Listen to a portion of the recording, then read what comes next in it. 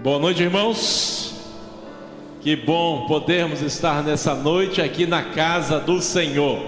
Sejam todos, nós agradecemos a Deus, louvamos a Deus pela vida de cada um que se encontra aqui nessa noite. Eu não sei se você já cumprimentou quem está do seu lado, se você já deu um aperto de mão, deu um abraço quem está por aí. Ou seja, é sempre bom esse calor humano, estarmos juntos. Saudamos você também que através da conexão está participando conosco do culto nessa noite também. Nós somos agradecidos a Deus pela sua vida, por esse momento em que podemos juntos louvar, adorar e glorificar o nome do Senhor. Irmãos, nós estamos aí já avançando para o final de maio, não é isso? Nosso mês aí está correndo já estamos aí na verdade, o último domingo de maio é esse final de semana, não é isso? Então nós já estamos aí na reta final. Agradecemos a Deus pela oportunidade durante esse mês, né, de todas as atividades que nós já pudemos fazer. Nosso mural da família cresceu aí durante a semana, mais fotos chegaram, a irmã Claudinha botou mais fotos ali, eu já vi ali, novas fotos que enviaram. E domingo, irmãos, é o nosso encontro da família, e a nossa lista está bonita, não é isso? Está ali bonita, né? Eu acho que tem espaço ainda ali, né? Até 300 ali essa noite, acho que ainda tem espaço. Se você não colocou o seu nome, ainda dá tempo de você participar conosco. Vai ser certamente uma manhã, um dia, né, ali, manhã, tarde, né, muito especial, de nós podemos estar juntos ali, reunidos, participando assim desse trabalho do Senhor. Já oramos aqui hoje, o irmão Roberto pediu para o meu irmão Bebeto estar orando por isso, né, mas vamos orando para tudo isso. E lembrando, né, domingo pela manhã não haverá trabalho aqui, então se por acaso você não puder no encontro, se você chegar aqui, não vai ter ninguém aqui. Irmã Claudinha vai colocar alguns cartazes ali amanhã, já botou, né, Claudinha, até para avisando que às vezes aparece alguém, né, só para ficar sabendo que domingo não tem trabalho. E o nosso ônibus está agendado para sair 7h30 da manhã daqui. Nós vamos estar saindo, mas como eu pedi, né, quem tiver carro, moto e puder ir, vá, porque nós temos muita gente, senão, ou seja, haja ônibus deles para levar esse povo todo. Então se você tiver a condução, vá na sua condução própria, né, para ali participar. E já queria lembrar aos irmãos também que no próximo final de semana é o Congresso dos Homens. Então sexta-feira, essa hora, nós vamos estar lá na Serra, já participando lá, e a previsão é que a temperatura desce aí uns 10 graus, não é isso? Para o próximo final de semana, então vai estar uma beleza, né, Elismar? Vai estar bom lá. Leva aquele gorro seu, aquela luva, tudo que você tiver direito aí, casaco, cobertor de lã, tudo que você tem aí, que você sente frio, vai precisar. Então vai ser o nosso final de semana. Orem por isso também, irmãos, para que Deus possa nos abençoar. Já temos 70 homens na lista, que Deus possa nos abençoar esse momento. E no outro sábado é o nosso encontro de casais. A lista já começou, a gente só não está botando no grupo ali, irmão, porque é muita lista.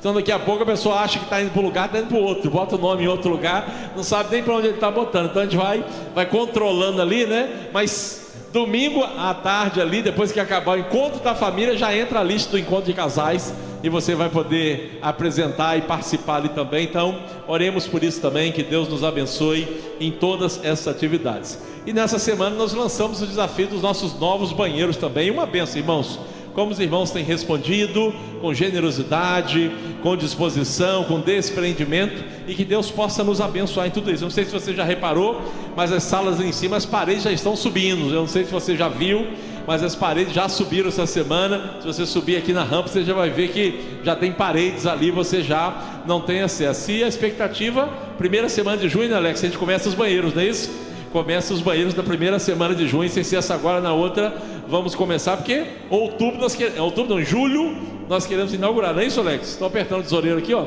que em julho aí nós queremos inaugurar os nossos banheiros, as salas também, e oremos para que Deus possa, em todas essas coisas, irmãos, nos abençoar. Ele já tem nos abençoado grandemente. Ele tem feito muito mais, além daquilo que pedimos ou pensamos. Então que Deus possa continuar operando na vida da nossa igreja e consequentemente nas nossas vidas também. Queria dizer também, irmãos, que Deus tem nos abençoado. O irmão Levi orou, né? Mas Deus, a irmã Araci teve alta hoje, ela já compartilhou. O irmão Samuel teve alta nesse dia de hoje também. Então nós já agradecemos a Deus por isso. Então Deus continua agindo, continua operando, continua cuidando do seu povo. Os irmãos têm orado pela Maísa, né? Continue orando. Cada semana é uma etapa, e nós temos caminhado não por vista, mas caminhado por fé, sabendo que Deus é soberano. Ele é quem está no controle de todas as coisas. Às vezes nós gostaríamos que fosse diferente, mas Deus sabe de todas as coisas, então nós confiamos. Aquilo que não entendemos, não vemos, nós confiamos, porque nós somos o povo da fé, o povo que não caminha por vista, mas nós caminhamos por fé. E assim tem sido, né? Deus tem cuidado, e o carinho dos irmãos, as orações tem certamente sustentado a família pastoral também. Irmãos, nós vamos orar nessa hora, mas nessa noite também nós queremos empossar a diretoria dos nossos embaixadores. Foi eleita uma nova diretoria, e eu queria convidá-los para estarem aqui à frente. Nós vamos orar por eles, empossando também esses novos embaixadores. Vamos começar com o nosso presidente, irmão Murilo Maia, vai estar aqui. O nosso vice-presidente, irmão João Marcos, vai estar aqui também. Primeiro secretário aí, o nosso irmão Gabriel Lopes. Segundo secretário, o Pedro Rômulo. O tesoureiro também, o irmão João Marcos. E diretores de esportes, nós temos o Matheus, o Enzo, o Murilo Gomes e o Davi Andrade. E nós temos diretores de programas, Felipe Mouta e o Marlon também, né? São os nossos diretores aí. Então essa aqui está a nossa diretoria. O Marlon está chegando aqui. Queria aproveitar e convidar os nossos conselheiros também. Irmão Bebeto, irmão Lucinho, cadê o irmão Batista? Estava por aqui também, irmão Batista está aqui, né, Batista? Está ali. Você estava em pé, agora você sentou, cansou, não é isso? Tá mais idoso, já sentou ali, não é isso? Está ali aqui. Nós vamos orar, irmãos, por essa nova geração, uma geração mais nova. Muitos dos nossos embaixadores completaram 17 anos, estão completando agora, estão virando uma etapa da vida, né? Então a gente tem uma nova geração, irmãos, e ser embaixador do rei é um privilégio, porque é a melhor embaixada que pode existir. Não tem nenhuma embaixada de nenhum país, de nenhuma nação que possa ser comparável a ser o embaixador do Rei dos Reis, do Senhor dos Senhores. E essa é uma semente que leva por toda a vida, né? Porque o lema deles é: uma vez embaixador, sempre embaixador. Porque assim é a nossa trajetória, assim como nossas meninas nas mensageiras também.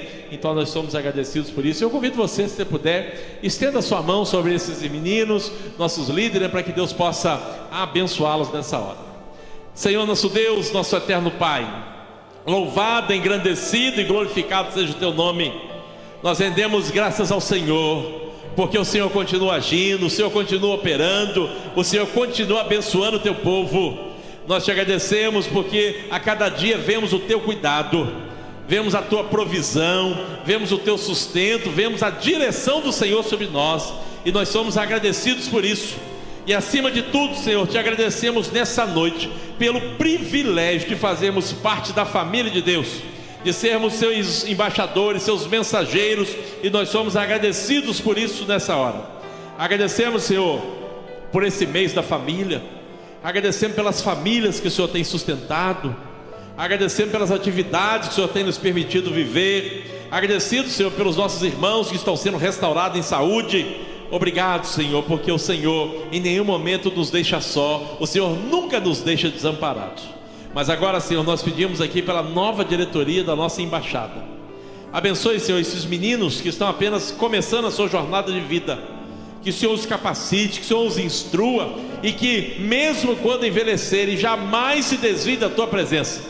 Que sejam embaixadores não apenas agora enquanto meninos e adolescentes, mas em todos os dias de suas vidas sejam embaixadores de Cristo. Capacite, Senhor, cada um deles. Em nome de Murilo, presidente, nós rogamos pelas bênçãos do Senhor sobre toda essa diretoria. Pedimos também pelo irmão Batista, irmão Bebeto, irmão Lucinho, seus líderes. Capacita-os, Senhor, dê ânimos e dê alegria a todos eles, e que eles possam sempre entender e perceber que é o maior privilégio poder servir ao Senhor. Assim nós oramos em nome de Jesus, amém e amém. Deus os abençoe. Como ministro do Evangelho, autoridade minha constituída, declaramos em nome da Trindade, assim empossada, a diretoria do ano 2024/2025. Que Deus os abençoe. Irmãos, nós estamos aí estudando Apocalipse, e que coisa boa é poder estudar o livro de Apocalipse. Nós estamos nas cartas, e hoje nós vamos para Tiatira. É a maior das cartas e é a menor das cidades.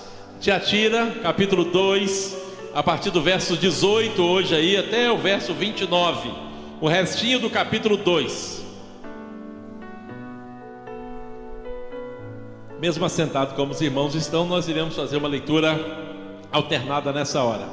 Diz assim o texto da palavra de Deus: ao anjo da igreja em Tiatira, escreve: estas coisas diz o Filho de Deus, que tem os olhos como chama de fogo e os pés semelhantes ao bronze polido.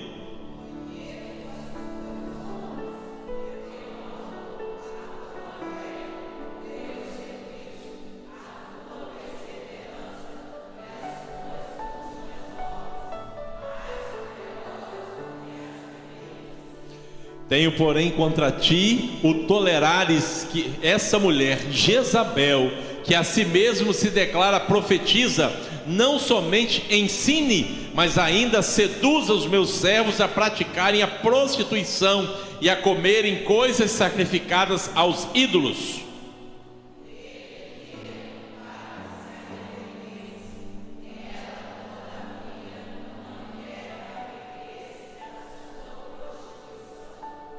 Eis que aprosto de cama, bem como em grande tribulação, os que com ela adulteram, caso não se arrependam das obras que ela incita.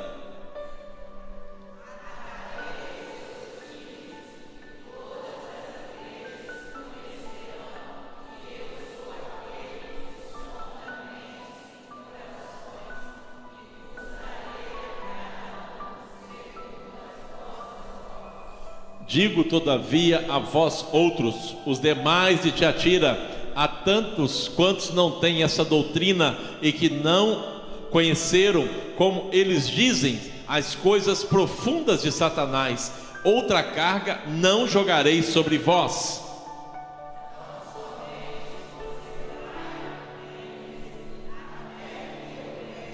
Ao vencedor que guardar até ao fim as minhas obras, eu lhe darei autoridade sobre as nações.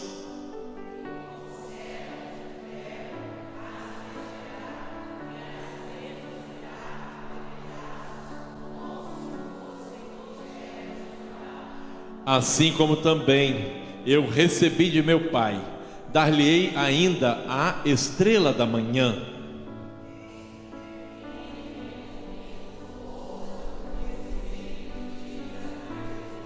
Amém. Que Deus nos abençoe na leitura da sua palavra. Irmãos, essa já é a quarta carta. Nós tivemos a primeira escrita à igreja de Éfeso. Essa igreja era uma igreja operante, que não tolerava aqueles que se desviavam da doutrina, mas lhe faltava algo: esqueceram do primeiro amor. Ou seja, não se lembravam mais dessa realidade, não estavam mais pensando sobre isso. Então esse foi um problema sério em relação a essa igreja. Na sequência, irmãos, nós vemos ali a igreja de Esmirna, uma igreja que só recebeu elogios do Senhor, que sabia o que era enfrentar sofrimento. Mas Jesus disse para ela: sê fiel até a morte, e dar-te-ei a coroa da vida. Você não vai experimentar a segunda morte. Depois veio a igreja de Pérgamo, uma igreja que tinha um amor muito grande, mas uma igreja que estava tolerando a questão dos desvios doutrinários. Então Deus a chama para se voltar para Ele. E hoje vem Tiatira, a menor das 7 cidades. Ela não era relevante na questão cultural, como Éfeso e Pérgamo, por exemplo. Ela não tinha essa questão dos templos como as outras cidades, mas era uma cidade importante no aspecto comercial. Ela era a rota do correio imperial daquela época. Todo o transporte de material, de comércio entre a Europa e a Ásia passava por essa cidade. Então ela tinha uma importância, o quê? Comercial. Essa era a importância dessa cidade. Então ela tinha essa importância, era importante. Eu não sei se vocês se lembram de alguém de Tiatira. Vocês lembram de alguém?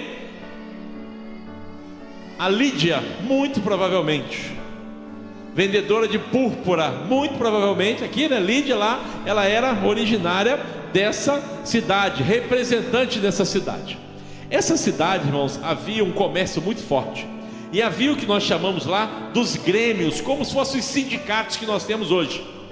Grêmios de lã, de couro, de bronze e diversos outros materiais. Eles tinham lá de alfaiates, vendedoras de púrpura, tinha tudo isso lá. Era uma cidade de um comércio muito importante. Essa cidade, irmãos, esses grêmios, era um local que gerava proteção. Normalmente, quem trabalha em alguma categoria, ele se filia a um sindicato, é para que o sindicato normalmente defenda os seus interesses. O objetivo normalmente do sindicato dos trabalhadores, ele procura defender os interesses dos trabalhadores. Quando você faz ali uma associação de um comércio, ele está procurando o quê? Que haja uma ajuda mútua, que haja uma cooperação entre elas. E lá também tinha esse sentido. Só que lá é o seguinte: quem não fizesse parte desses grêmios, desses sindicatos, vamos dizer assim, era como se a sua empresa não tivesse sucesso comercial. Era a mesma coisa que você abrisse mão do seu sucesso comercial. Naturalmente você perderia status, você perderia dinheiro, você perderia posição, você perderia influência. Tudo iria acontecer em relação a isso. Tudo acabaria acontecendo em relação a esses aspectos. Só que tinha um porém. Naquela época, no mundo antigo, o paganismo era muito forte. Cada um desses grêmios tinha um ídolo. E as pessoas, quando se juntavam, iam comer coisas sacrificadas aos ídolos. Por isso a gente vai entendendo porque que tem algumas palavras ali. Além disso, além dessa comida aos ídolos, o grêmio ter um ídolo, havia também essas festas que normalmente descambavam para a prostituição, para a licenciosidade. Era um aspecto muito comum. E você se converter, fica muito difícil você participar de um negócio como esse. É uma situação muito complicada você poder participar de algo como esse. Então, nessa cidade, irmãos, a igreja não estava sendo perseguida. Nessa cidade, irmãos, o problema era outro. Era o pecado.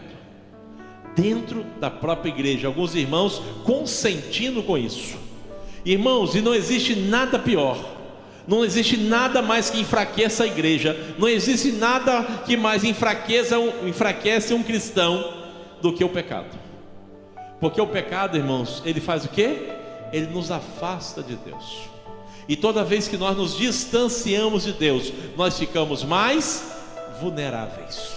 Nós ficamos mais em perigo. Então essa era a realidade que essa igreja estava pensando. Mas vamos caminhar no texto. O verso 18 começa dizendo: ao anjo da igreja em Tiatira escreve: estas coisas diz o Filho de Deus. Então é Jesus aqui que está dizendo. E ele se apresenta. É quem tem os olhos como chama de fogo e os pés semelhantes ao bronze polido. Lembra que isso aqui tudo está lá na descrição de Jesus no capítulo 1. Em todas as cartas, na introdução, sempre ele se apresenta com alguma característica daquilo que ele já foi apresentado no capítulo 1. E o que ele quer dizer com isso aqui? Eu gostaria posso afirmar, irmãos, que a primeira coisa, quando eu olho para esse texto, olhos como chama de fogo. Nada está escondido aos seus olhos de Deus. Nada está obscuro aos seus olhos. Ele, na verdade, ele sonda os nossos corações. O Salmo 139 fala sobre isso. Para onde eu posso ir para me esconder de Deus? Se eu for lá embaixo, se eu for lá em cima, não importa onde você esteja, Deus conhece todas as coisas. Deus, irmãos, ele olha para a intenção do nosso coração. Não é apenas aquilo que nós fazemos ou demonstramos fazer, mas ele olha a intenção, ele olha aquilo que está lá dentro de nós. Então, para essa igreja, que nós vamos ver mais à frente, uma igreja que parecia estar crescendo, progredindo, Jesus fala para ela: eu vejo tudo o que está acontecendo aí, eu sei muito bem de todas as coisas, aquilo que alguns estão tolerando, que alguns estão permitindo, mas eu estou vendo tudo isso. Então, irmãos, o nosso Deus, ele é o onisciente, que vê todas as coisas, ele sabe todas as coisas. E ele traz um outro aspecto aqui.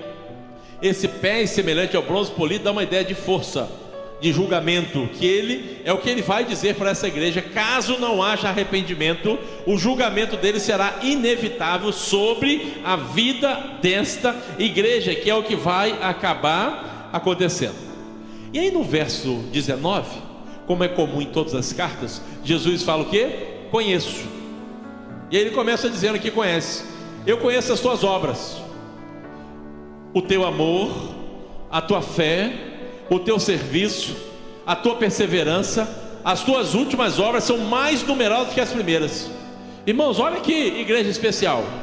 Uma igreja que trabalha, uma igreja que tem amor, que não tinha lá em Éfeso, uma igreja que tinha fé, que lá em Pérgamo isso estava meio em dúvida, uma igreja que tinha perseverança, como a igreja de Esmirna, e uma igreja, irmãos, que hoje ela estava melhor do que antes. Diz que as obras atuais eram melhores. Então, aos olhos humanos, irmãos, era uma igreja em progresso, uma igreja que estava crescendo, uma igreja que estava avançando. Só que Jesus vai fazer um contraponto. No verso 20 ele vai falar: mas tenho porém contra ti. O verso 20 diz que toleras essa mulher Jezabel. Esse nome, irmãos, é um nome muito forte, concordam comigo? Normalmente eu não conheço nenhuma Jezabel. Vocês conhecem alguma Jezabel? Normalmente os pais não querem colocar o nome da sua filha Jezabel. Não é isso? Alguém aqui tem intenção, né? Estou vendo eles mais novos, vão casar, tem intenção de botar Jezabel o nome da filha? Normalmente não coloca. Coloca Maria, você vai colocar outro, mas Jezabel normalmente você não quer colocar. Por quê? Ela marca muito fortemente. E eu não sei se você se recorda, mas lá no Antigo Testamento surge a primeira Jezabel, casada com Acabe. Ela introduz no povo de Deus o culto a Baal e a prostituição também. Ela que introduz isso. Eu não sei se você se recorda, mas Acabe certo dia estava triste, que ele queria comprar uma vinha, mas o seu vizinho não quis vender para ele. E ela fez toda uma trama, matou aquele homem, falou: agora pode ir lá, pode tomar posse. Irmãos, uma mulher terrível. Aqui não sabemos literalmente se o nome dessa mulher era Jezabel ou se foi citado Jezabel, demonstrando a lógica que tinha já lá desde o Antigo Testamento. Nós não temos uma certeza aqui de que exatamente essa mesma mulher que estava nessa igreja tinha esse nome, ou se ele cita esse nome, porque na verdade esse nome tinha uma marca muito forte. E essa mulher, irmãos, primeiro ele diz que ela se declara profetisa. Ou seja, quem está dizendo que é profetisa é ela não é. Ela é falsa, mas ela se declarava profetisa. E ela ensinava, irmãos. Diz o texto ali que ela ensinava, é como se ela pregasse na igreja, ela estava ensinando. E a igreja estava tolerando isso. E é interessante que antes de condenar Jezabel, Jesus falou contra a igreja. Falou: vocês que estão permitindo isso dentro da igreja, vocês que estão deixando que essa mulher... Preste bem atenção, irmãos. Antes até de corrigir Jezabel, que vai falar mais à frente, mas ele fala contra a igreja que não está se posicionando, que não está tomando uma postura correta. Irmãos, nós não podemos fechar os nossos olhos com o erro. Nós não podemos achar que isso é normal e passar a mão na cabeça, irmãos. Nós precisamos saber, irmãos, que o erro precisa ser tratado. Claro que é com amor, claro que é com cuidado, mas ele precisa ser tratado. E essa igreja, irmãos, estava deixando correr tudo tranquilo, sem nenhuma preocupação. É o que estava acontecendo ali, irmãos. E esse texto diz, irmãos, que ela estava introduzindo também os seus servos a praticarem prostituição e a comerem coisas sacrificadas aos ídolos. Essa mulher, os estudiosos dizem, irmãos, que ela estava dizendo o seguinte, irmãos: que para você se abster do pecado, primeiro você tem que provar o pecado. Como diz mais à frente, você tem que conhecer as coisas profundas de Satanás. Então você tem que pecar muito para que você possa de fato, ou seja, saber, é um pouco dos nicolaítas, né? Saber um pouco ali do que a graça de Deus vier. Se você nunca vai pecar, então você não sabe o que é isso, você não pode se fugir disso. Então ela tinha essa teoria, irmãos. E a questão é que muita gente acompanhava essa teoria. Muita gente estava achando que isso era normal. Por quê? Para participar dos grêmios, para você ser um comerciante importante em Tiatira, você tinha que participar de coisas sacrificadas aos ídolos, daqueles cultos com a prostituição. Se você não se participasse disso, você estava fora. Então ela começou a defender essa teoria, que poderíamos fazer isso sem nenhum problema, que isso era muito tranquilo. Então Jesus vai e fala: vocês estão tolerando isso aqui, ó. Vocês não podem tolerar isso. E aí vai o verso seguinte: dei-lhe tempo para que se arrependesse. Irmãos, o nosso Deus, ele é sempre misericordioso, compassivo, longânimo, e está sempre nos dando oportunidade. Antes do julgamento, irmãos, Deus sempre dá oportunidade. E essa mulher, irmãos, apesar de tudo que ela estava fazendo, o texto diz, irmãos, que Jesus falou o quê? Dei oportunidade para ela. Porque a vontade de Deus, irmãos, a palavra de Deus é muito clara em relação a isso, é que todo mundo seja salvo. A vontade de Deus, irmãos, é que ninguém pereça, que todo mundo tenha salvação. Então Ele está sempre dando a oportunidade, Ele está sempre concedendo a oportunidade. Ele é misericordioso, irmãos, porque se não fosse a misericórdia dele, hoje, né, nós não estaríamos aqui mais. Se nós estamos aqui nesta noite, é porque nessa manhã as misericórdias de Deus já se renovaram sobre nós. Então Ele dá sempre oportunidade. Mas o texto diz, irmãos, que essa mulher o que? Não queria se arrepender. Ela queria continuar nas suas práticas, ela queria continuar naquela vida. E aí vem o segundo passo, irmãos. Deus, além de dar a oportunidade, Ele costuma exercer a disciplina também. E a disciplina de Deus, irmãos, sobre nós muitas das vezes é para o nosso bem. O verso seguinte diz, irmãos: eis que apróstolo de cama. E quando nós olhamos isso, irmãos, eu vejo aqui esse momento da disciplina de Deus, é que são muitas das vezes, irmãos, muitos se voltam para Deus nesses momentos, quando a coisa aperta, quando a disciplina chega sobre ele. Enquanto não chega, ele fica às vezes na sua vida como essa mulher, ele não muda. Mas Deus, irmãos, além de ser longânimo, compassivo, misericordioso, Ele exercita a sua disciplina também. Mas a disciplina dele sempre é para o nosso bem, não é uma disciplina para o nosso mal. E Ele diz mais ainda: para os outros, bem como em grande tribulação os que com ela adulteram, caso não se arrependam das obras que ela incita. Quando não há arrependimento, irmãos, sempre há o juízo de Deus. E o arrependimento, irmão, significa reconhecer primeiro quem nós somos: pobres, miseráveis pecadores. Essa é a nossa realidade. Eu preciso reconhecer isso, para que de fato eu possa me arrepender dos meus pecados, e assim Jesus possa me limpar, me purificar, me salvar literalmente da minha vida. Então, irmãos, essa igreja era uma igreja operante, uma igreja que trabalhava, uma igreja que tinha amor, uma igreja que tinha fé, uma igreja que tinha perseverança. Mas Jesus falou: vocês estão tolerando algo terrível dentro de vocês aqui, mas eu estou dando um tempo para que vocês possam se arrepender. Mas se não arrepender, a disciplina vai chegar. E se a disciplina, mesmo com a disciplina, não houver um retorno para Deus, vai haver o julgamento. E o verso seguinte fala: eis que não matarei os seus filhos, e todas as igrejas conhecerão que eu sou aquele que sonda mentes e corações, e vos darei a cada um segundo as vossas obras. A palavra de Deus, irmãos, ela é muito clara. Um dia todos comparecerão diante do tribunal de Deus. A Bíblia é muito clara em dizer que de maneira que cada um de nós dará conta de si mesmo a Deus.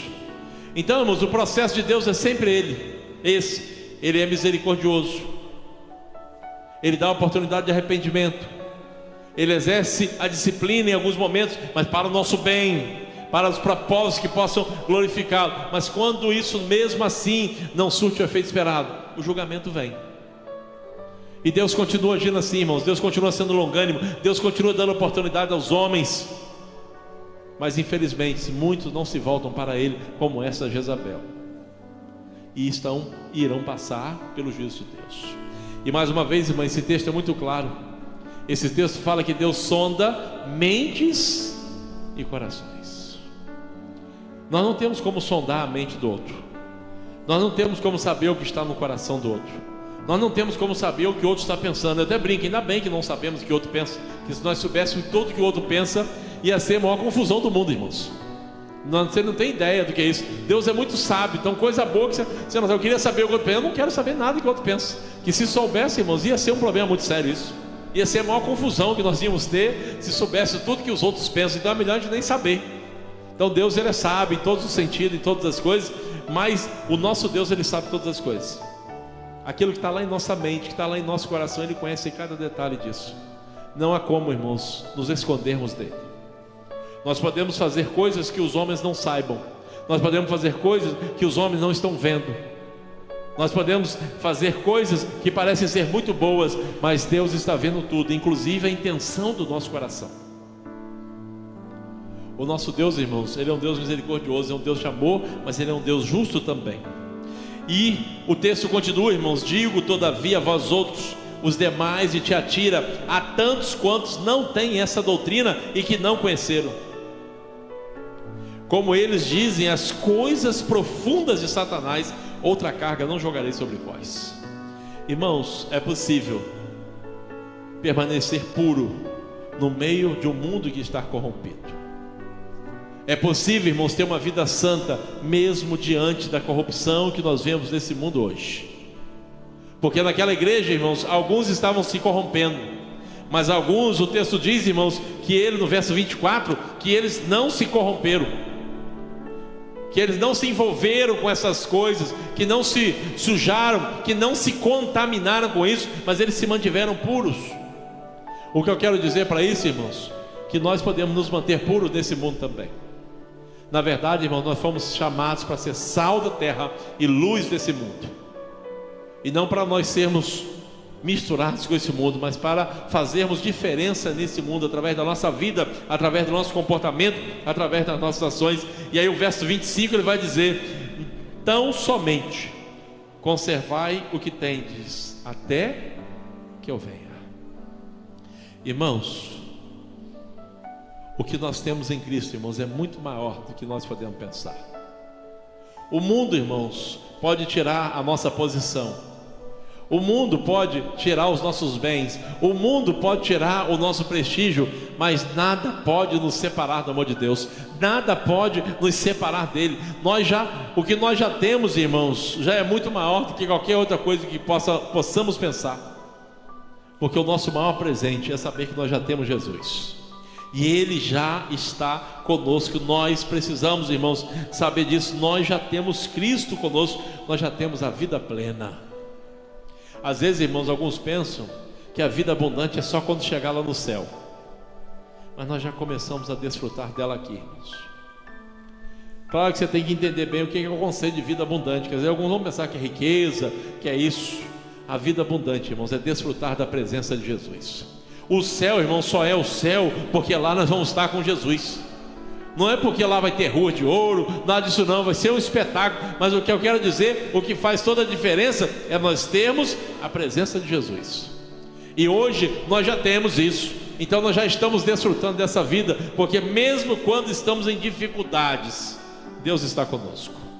E o verso 26 vai dizer: ao vencedor que guardar até o fim as minhas obras, eu lhe darei autoridade sobre as nações. Aqueles irmãos que se converteram na igreja de Tiatira, que saíram dos grêmios, que não poderiam participar mais disso porque era incompatível por ser um cristão e comer coisas sacrificadas aos ídolos, era incompatível ter uma vida de prostituição. Eles perderam prestígio, eles perderam influência, eles perderam autoridade, eles perderam tudo isso. Mas Jesus falou: eu lhe darei autoridade sobre as nações. Quando Jesus voltar, irmãos, nós vamos governar junto com Ele, nós vamos exercer autoridade junto com Ele. Então, irmãos, aqui no mundo as pessoas podem tirar tudo isso de nós, mas com o Senhor Jesus nós vamos ter tudo isso e muito mais do que esse mundo possa oferecer. E Ele fala: com cetro de ferro as regerá e as reduzirá a pedaços como se fossem objetos de barro. Assim como também eu recebi de meu Pai, dar-lhe-ei ainda a estrela da manhã. E quem é essa estrela da manhã, irmãos? É o próprio Jesus. Apocalipse capítulo 22, o verso 16, Jesus se apresenta como a estrela da manhã. Quando está quase terminando Apocalipse ali o 22, ele diz: eu, Jesus, enviei o meu anjo para vos testificar estas coisas às igrejas. Eu sou a raiz e a geração de Davi, a brilhante estrela da manhã. Então, irmãos, é isso que tem guardado para nós, é isso que está guardado para os filhos de Deus, a estrela da manhã, que nós tão bem cantamos, que nós tão bem falamos. Esse é o nosso Jesus. E você vê que está até em maiúsculo ali, porque é o Jesus que está dizendo: Ele é a estrela da manhã, Ele é essa verdadeira estrela, e é isso que Ele promete para o seu povo.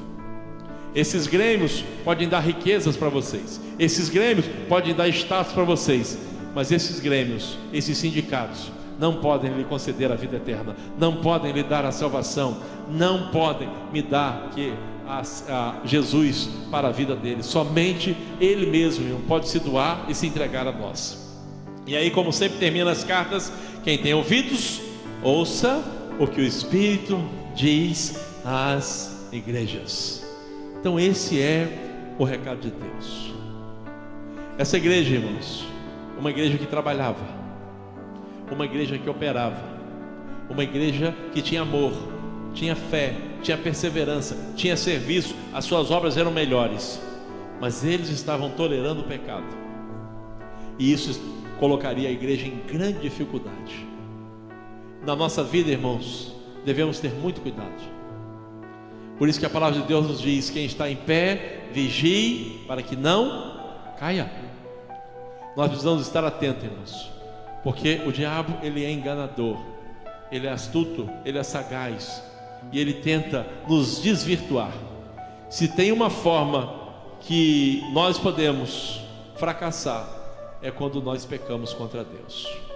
Então, irmãos, não brinque com o pecado, fuja dele, ande longe dele, e cada vez mais caminhe para perto do Senhor. Que Deus possa nos ajudar, irmãos, nessa missão de sermos uma igreja assim, que tenha amor, que tenha fé, que seja perseverante, que tenha obras, que tenha serviço, mas que tenha uma vida de santidade, uma vida de pureza, uma vida de comunhão e relacionamento profundo com Deus, e longe do nosso inimigo de nossas almas, que quer nos destruir, que quer acabar com as nossas vidas. Nós mesmos, irmãos, não temos força para isso, nós mesmos não temos condições para nada disso, mas o nosso Deus, Ele nos fortalece, Ele nos sustenta e Ele cuida de nós. Assim como essa igreja, que possamos cada um de nós olhar para dentro de nossas vidas e verificar se não existe algo em mim que precisa ser tratado, que precisa ser purificado, que precisa ser restaurado pelo Senhor. Que Deus nos abençoe. Amém, irmãos? Nós vamos orar, logo após o Ministério de Louvor vai estar cantando, nós vamos estar orando nessa hora. Amanhã pela manhã tem um grupo nosso aqui que vai a Cristolândia, feminino em Campos. Os irmãos estejam orando por isso. Nós vamos fazer um culto lá com eles, vamos levar um almoço, nós vamos almoçar lá junto com eles, mas nós vamos levar o almoço daqui, vamos ter esse momento, vamos levar também kits, não é isso, irmã Claudinha? Desodorantes, creme de pentear cabelo, foi o que elas pediram lá, que pudéssemos levar. Vamos levar esse kit também. Os irmãos orem por isso também, para que Deus possa abençoar aquelas mulheres que estão sendo resgatadas do poder das trevas para a maravilhosa luz de Jesus.